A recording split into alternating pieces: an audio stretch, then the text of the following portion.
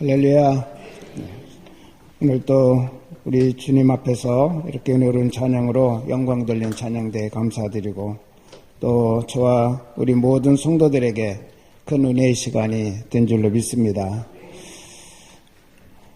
우리가 교회력으로 보면 지금 지난 주일부터 24일 성탄절 전주일까지 4주간을 강림절이라고 그렇게 말합니다.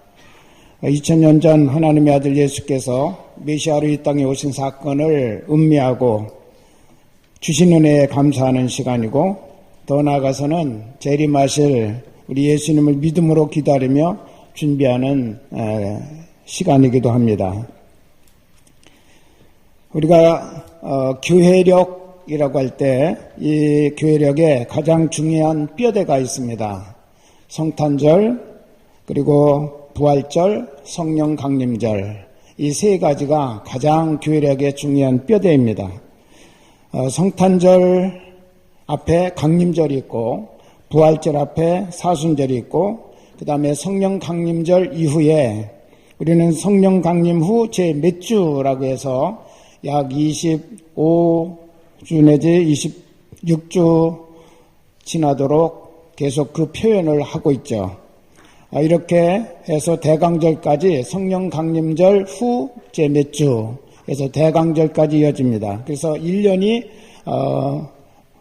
이렇게 돌아가게 되는데, 여러분이 들으시면 금방 아시는 것처럼 교회력의 핵심은 바로 예수 그리스도이시고, 그분의 생애를 중심으로 해서 만들어진 것이 바로 교회력이기도 합니다. 예수님의 탄생과 그분의 죽음과 부활, 그리고 그분이 승천하시면서 약속하신 성령에 보내주시겠다고 하는 약속, 이 세 가지가 바로 교회력의 가장 중심이라고 하는 거죠.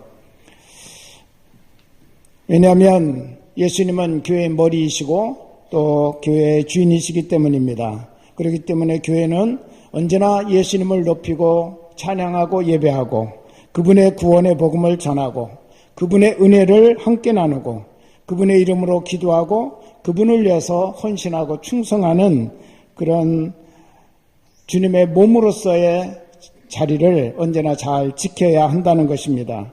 그때 우리 주님께서 우리를 다스려 주시고 하늘의 곳으로 우리를 공급해 주시며 풍성하고 행복한 삶을 이루어가도록 복을 내려주신다고 말씀하셨습니다. 우리 교회도 또 우리 성도들도 예수 그리스도께서 빠진 상태는 어떤 삶에도 의미가 있을 수가 없고, 어떤 교회도 그 교회는 절대로 교회라고 말할 수가 없다는 거죠. 오늘은 강림절 두 번째 주일로 성경이 가르쳐 주신 예수님의 이름에 대한 의미를 살펴보면서 은혜를 나누기 원합니다. 마태복음은 예수님의 탄생에 대한 두 가지 단어를 우리에게 강조하고 있습니다. 첫째는 성령, 그 다음에 두 번째는 말씀이라고는 두 가지 단어인데, 오늘 본문에서도 보면 메시아의 잉태와 탄생은 성령의 사역이셨다라고 그렇게 말합니다. 그리고 또 한 가지는 하나님의 말씀에 근거한 사건이다. 하나님이 일찍부터 예언해 주신 그 사건이 바로 이분을 통해서 성취된 것이다 라고 그렇게 강조하고 있죠. 오늘 20절에 보면 저에게 잉태된 자는 성령으로 된 것이라 라고 그렇게 말씀하셨는데, 이 성령의 역사라고 그렇게 표현한 것은 다른 의미로 표현한다면 초자연적인 하나님의 사건이다 라고 그런 의미를 가지고 있습니다. 메시아의 탄생은 일반적인 그런 통로를 통해서 이루어진 사건이 아니라 하나님의 초자연적인 사건이다 라고는 표현을 성령으로 잉태되셨다라고 그렇게 말씀하고 계신 겁니다. 또 22절에 보면 이 모든 일이 된 것은 주께서 선지자로 하신 말씀을 이루려 하심이니, 몇백 년 전부터 선지자를 통해서 메시아, 하나님이 보내주신 메시아가 탄생은 이렇게 탄생할 것이고 그분의 삶은 이렇게 사라질 것이다 라고 예언했는데, 그 예언이 전부 다 성취되었다는 거죠. 이분을 통해서. 그렇기 때문에 이분이 바로 하나님이 보내주신 메시아다라고 그렇게 말씀하고 있습니다. 선지자로 하신 말씀을 이루려 하심이니 라고는 이 설명은 사복음서 가운데 이 표현이 가장 많이 사용되고 가장 강조되어서 사용된 복음서가 바로 마태복음입니다. 2장 15절에도 보면 헤롯이 죽기까지 거기 있었으니 이는 주께서 선지자를 통하여 말씀하신 바 애굽에서 내 아들을 불렀다 함을 이루려 하심이니라. 또 2장 17절 18절에도 보면 이에 선지자 에레미야를 통하여 말씀하신 바 라마에서 슬퍼하며 크게 통곡하는 소리가 들렸다 함이 이루어졌느니라. 마태복음 2장 23절 나사렛이란 동네에 와서 사니 이는 선지자를 통하여 하신 말씀에 나사렛 사람이라 칭하리라 하심을 이루려 함이라. 모두 이미 전에 선지자들을 통해서 예언하셨던 그 말씀이 예수님의 삶 하나하나의 사건 속에 들여다보면 다 이미 예언된 말씀이 성취된 사건들이라 이렇게 마태복음에서는 우리에게 증거하고 있습니다. 여러분, 예수께서 메시아라고는 사실을 확인할 수 있는 두 가지 증거, 그분의 초자연적인 하나님의 능력에 의한 탄생, 또 한 가지는 수백 년 전부터 메시아는 이렇게 탄생하고 이렇게 살아갈 것이라고는 예언의 말씀이 성취된 것이라고는 사실을 강조하고 있습니다. 오늘 그와 더불어서 마태복음에서 천사가 나타나서 계시한 그 말씀 가운데 메시아의 칭호가 두 가지로 나타나고 있죠. 하나는 예수라고 하는 이름, 또 하나는 임마누엘이라고 하는 두 이름을 천사가 요셉에게 주었습니다. 우리는 오늘 이 두 가지 이름을 왜 예수님에게 탄생하신 메시아에게 이 두 이름을 주셨는지 그 이름의 뜻이 우리 오늘 성찬절에 있어서 가장 중요한 의미라고는 사실을 우리가 다시 한번 생각해 보면서 은혜 가운데 나가기를 원합니다. 먼저 예수라고는 이름입니다. 메시아에게 천사를 통해서 이미 태어나시기도 전에 태어날 메시아는 예수라고 그렇게 이름을 지어라 라고 말씀하셨습니다. 오늘 본문은 천사와 요셉의 이야기가 계속 진행되고 있는 거죠. 약혼자 마리아가 아들을 낳을 텐데 이름을 예수라 하라 그렇게 말씀하십니다. 사실 요셉은 아직 마리아와 결혼을 하지 않은 상태입니다. 정혼한 상태입니다. 결혼식을 아직 치르지 않았습니다. 그런데도 불구하고 오늘 말씀을 보면 내 아내 또 마리아의 남편 이런 말씀, 이런 설명이 계속 나오죠. 19절에 보면 그의 남편 요셉이라고 그랬고, 또 20절에 보면 내 아내 마리아, 우리가 쉽게 이해가 되지 않죠. 우리는 결혼식을 하고 난 다음에 아내, 남편이라고는 그런 단어를 사용하는데, 여기를 보면 약혼하고 이제 결혼식을 앞두고 정혼한 그런 상태인데도 불구하고 아내와 남편이라는 단어를 쓰고 있습니다.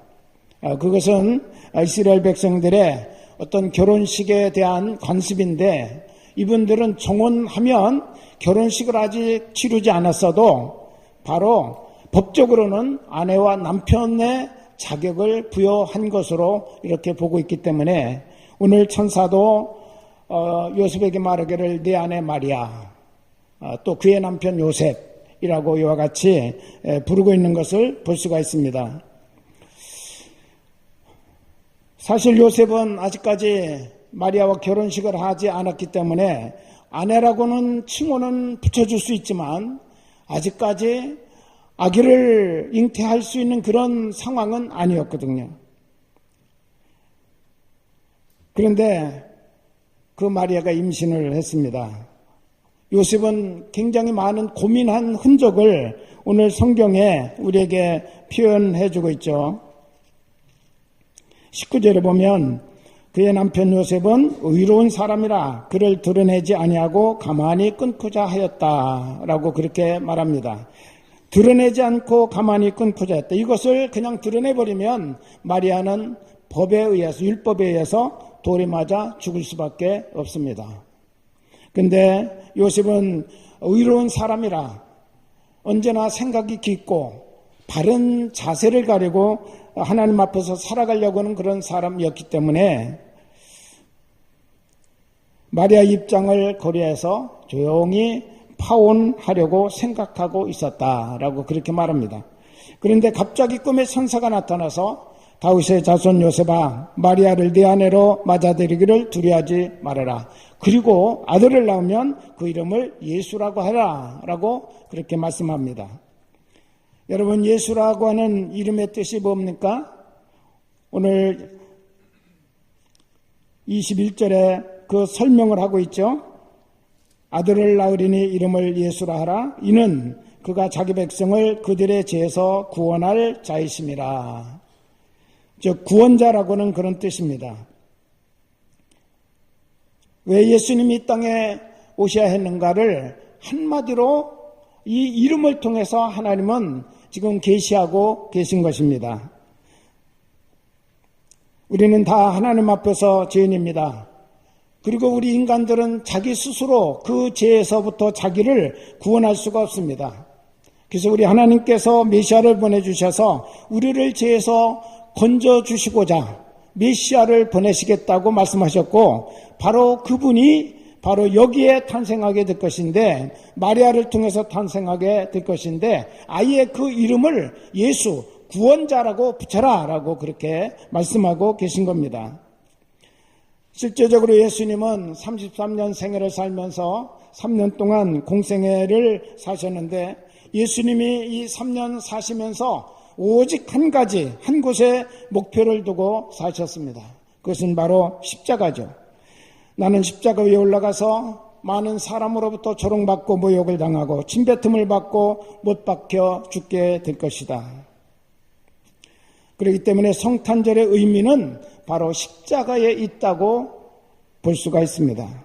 십자가에 매달려서 모든 고통을 받으신 후에 마지막으로 십자가 위에서 하신 말씀이 다 이루었다라고 말씀하셨는데, 이 다 이루었다라고는 그 말씀은 우리의 죄값을 그분이 대신 완벽하게 완전하게 지불하셨다, 지불하는 일을 성취했다라고는 그런 의미인 줄로 믿습니다.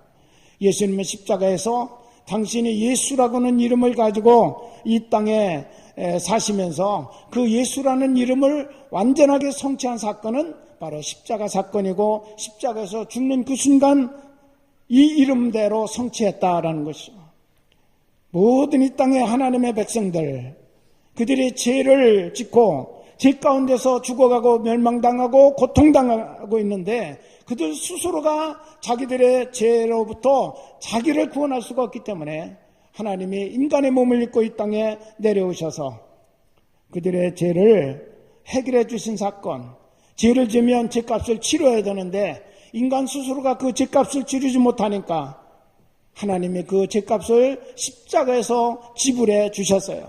그리고 그 죄값을 완벽하게 지불하신 성취의 사건이 바로 십자가 사건이고 십자가의 죽음 사건이다라고 우리 예수님은 다 이뤘다라고 선포하신 줄로 믿습니다.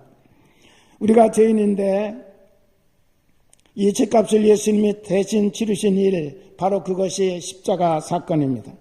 예수님은 그 일을 하러 오신 것입니다.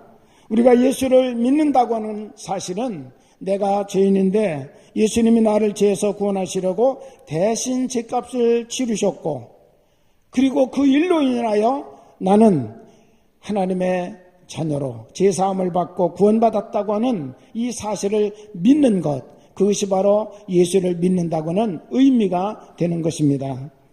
그러므로 성탄절은 나를 죄에서 구원하실 예수님이 오신 날이기 때문에 기쁜 날인 줄로 믿습니다. 그리고 그분이 이 땅에 태어나신 최고의 의미는 바로 우리를 죄로부터 구원하셔서 하나님의 자녀 삼으시고 하늘의 영원한 생명을 우리에게 주시고자 하시는 것이라는 것이죠. 두 번째로 천사를 통해서 계시하신 이름은 23절에 보니까 임마누엘이라고 그렇게 말씀하셨습니다. 우리 한번 같이 하실까요? 임마누엘. 예, 임마누엘이라는 뜻은 또 무엇입니까? 오늘 성경은 친절하게 예수라는 이름도 해석해 주시고 임마누엘이라는 뜻도 해석해 주셨는데, 임마누엘이라는 뜻은 뭐예요? 예, 하나님이 우리와 함께 계시다라고는 그런 뜻입니다. 하나님이 우리와 함께 계신다. 여기에 성탄에 또 다른 의미와 축복이 있다고는 사실을 우리는 기억해야 됩니다. 여러분의 생애 가운데 최고의 복이 뭐라고 생각하십니까?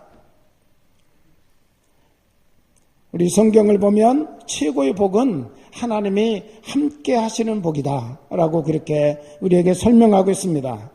여러분이 이 사실을 분명히 해야 될 줄로 믿습니다. 구약성경 보면 하나님께서 인생에게 복을 주실 때마다 하신 말씀은 내가 너와 함께 하리라 라고는 그 말씀을 꼭 하고 계신다는 거예요. 성경에서 복을 가장 많이 받은 사람은 아브라함이라고 그렇게 우리가 말할 수가 있습니다. 그런데 아브라함의 복을 우리가 생각할 때 언제나 기억하는 것은 그분은 자손과 땅이다 라고 우리가 쉽게 생각하는데, 하나님이 말씀하셨죠. 하늘의 별과 같이 땅의 모래와 같이 너의 자손이 많게 하는 복을 주겠다라고 하셨고, 동서남북을 너에게 주리라고는 땅의 약속도 하나님이 허락하셨습니다. 분명 아브라함이 받은 큰 복이죠. 그러나 우리는 아브라함의 생애를 자세히 보면 아브라함이 받은 최고의 축복을 창세기 15장 1절에서 말씀하고 있습니다. 하나님이 아브라함에게 말씀하셨습니다. 이후에 여호와의 말씀이 환상 중에 아브라함에게 임하여 이르시되, 아브라함아 두려워하지 말라. 나는 내 방패요 너의 지극히 큰 상급이니라. 할렐루야. 하나님이 아브라함의 가장 큰 상급이라고 말씀하십니다. 하나님 자신이 아브라함의 소유라고 그렇게 말씀하시는 거예요. 나는 내 자신이 내 인생에서 최고의 복이라고 그렇게 우리 하나님이 말씀하시는 겁니다. 그래서 아브라함이 받았던 가장 큰 복은 하나님을 소유한 것입니다. 다시 말해서 하나님께서 아브라함과 함께 하신 것이라고 이와 같이 말할 수가 있겠습니다. 아브라함이 받은 자손과 땅의 모든 복은 하나님을 소유한 결과에 따르는 것이지 그 자체가 복이라고 말할 수는 없어요. 하나님을 그의 하나님으로 나의 가장 큰 상급으로 소유했더니 그 소유에 따라서 따라온 복이 바로 땅과 자손이라고 이와 같이 말씀하고 계신 겁니다. 여러분, 주님의 탄생으로 시작된 임마누엘의 이 축복은 승천으로 완성되는 것을 우리가 볼 수가 있습니다. 주님이 승천하실 때 약속하셨습니다. 볼지어다 내가 세상 끝날까지 너희와 항상 함께 있으리라. 여러분, 어떻게 이 약속을 이루셨나요? 요한복음 16장 7절에 보면 내가 떠나가는 것이 너에게 유익이라. 내가 떠나가지 아니하면 보혜사께서 너희에게로 오시지 아니할 것이요 가면 내가 그를 너희에게로 보내겠다라고 말씀하십니다. 또 요한복음 14장 16절에서 18절까지 보면 내가 아버지께 구하겠으니 그가 또 다른 보혜사를 너희에게 주사 영원토록 너희와 함께 있게 하리니 그는 너희와 함께 거하시며 또 너희 속에 계시겠습니다. 내가 너희를 고아와 같이 버려두지 아니하고 너희에게로 오리라 라고 그렇게 말씀하셨습니다. 여러분이 약속하신 말씀처럼 사도행전 2장에서 승천하시는 예수님이 약속대로 성령을 보내주시고 영원히 우리와 함께 하시겠다는 그 약속을 지키고 계신다는 사실을 믿으시기를 바랍니다. 여러분, 구약시대에도 우리 하나님께서는 임마누엘에 대한 이 은혜를 출애굽한 백성들에게 계속해서 가르쳐 주시고 체험하게 하시고 그 사실을 확신하면서 살아가도록 하셨어요. 그래서 출애굽하자마자 그들에게 하나님의 임재를 상징하고 있는 구름기둥과 불기둥을 세우시고 그들이 가나안 땅에 들어갈 때까지 구름기둥과 불기둥으로 그들이 머물 자리, 그들이 떠나갈 때 하나하나 지시해 주시고 갈 길도 인도해 주신 사실을 믿으시기를 바랍니다. 이스라엘 백성들은 광야 험한 길을 걸어가면서도 한 번도 자기들 나름대로 독립적인 삶을 살아보지 못했기 때문에 자기들 혼자 어떤 길을 걸어간다는 것이 두렵고 떨리고 마음이 평안하지 못해요. 그런데 그때마다 떠오르는 구름기둥과 불기둥을 바라보면서 하나님이 우리와 함께 계시구나.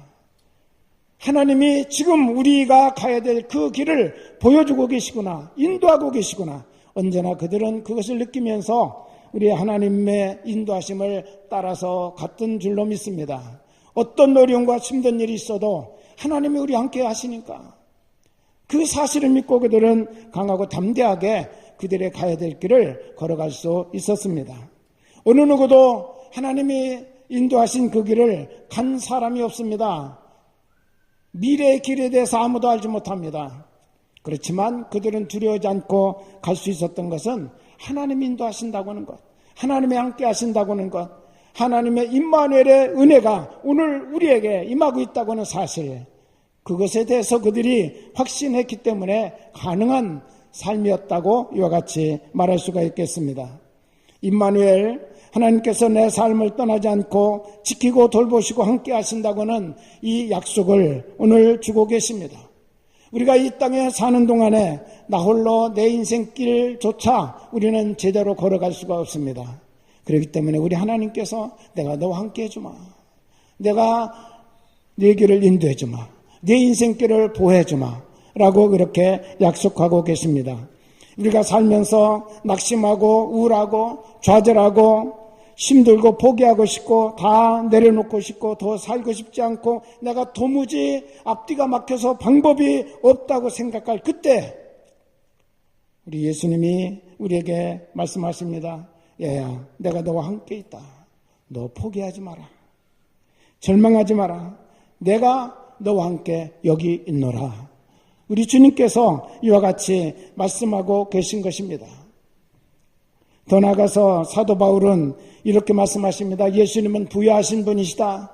하늘의 모든 영광과 이 우주 가운데 존재하고 있는 모든 것을 다 소유하신 부여하신 분이신데 그분이 가난하게 되셨다고 이와 같이 말씀하십니다. 얼마나 가난하게 되셨느냐? 태어날 자리가 없어서 말구에 태어나실 만큼 사시면서 33년 생활하시면서 머리둘 곳조차 없이 방황하실 때도 있었다고 하는 사실, 이 정도로 그분이 가난하게 되셨다는 것입니다. 왜 그렇게 되셨나요? 성경은 말씀합니다. 가난한 자들과 함께 하시려고, 그래서 우리의 가난함에 부유함을 더하여 주시려고 결국 예수님의 이름 임마누엘인 줄로 믿습니다. 우리가 연약할 때 힘을 주시고 괴로울 때 격려해 주시고 모든 어려운 형편 가운데서 은혜를 베풀어 주사 우리의 힘이 되어주시고 능력이 되어주시는 분, 그렇게 우리의 삶을 풍요롭게 해주고 우리의 삶을 담대하게 해주고 우리의 삶을 승리로 이끌어 나가고 싶어 하셔서 우리 가운데 찾아오신 분, 그분이 바로 메시아 임마누엘이신 줄로 믿습니다. 하나님께서 우리와 함께 하시기 위해서 우리를 찾아오신 사건, 그것이 바로 성탄절이에요. 하나님께서 스스로 사람이 되셔서 인간에게로 오신 사건, 그것이 바로 성탄절입니다. 이것을 신학 용어로는 인카네이션이라고 말하고 우리말로는 성육신이라고 그렇게 표현합니다. 여러분, 오늘 우리는 말씀을 정리하고자 합니다. 예수님이 왜 오셨습니까? 그분의 이름 속에 예수님이 오신 분명한 이유를 오늘 우리에게 가르쳐주고 있습니다. 예수, 바로 우리를 죄에서 구원해 주시기 위해서, 그리고 임마누엘, 우리 인생의 어려움과 연약함 중에 함께 하시며 힘 주시고 용기 주시고 우리를 끝까지 승리하는 인생길을 걸어갈 수 있도록 도우시기 위하여 우리에게 찾아오신 예수님이시라고 이와 같이 말씀하고 있습니다. 예수님은 우리의 힘들고 거친 인생에 함께 해주시려고 이 땅에 오셨습니다. 오늘 우리가 대강절을 지나면서 힘들고 어렵게 살아가는 우리의 삶이라 할지라도 구원의 주님, 임마누엘의 주님과 함께 동행하며 살아가는 우리의 삶이 될 수 있기를 우리 주님의 이름으로 축원합니다. 주님이 건져주실 겁니다. 주님이 함께 하시는 이 놀라운 은혜가 저와 여러분에게 임하는 복된 시간이 되시기를 우리 주님의 이름으로 축원합니다. 기도하겠습니다.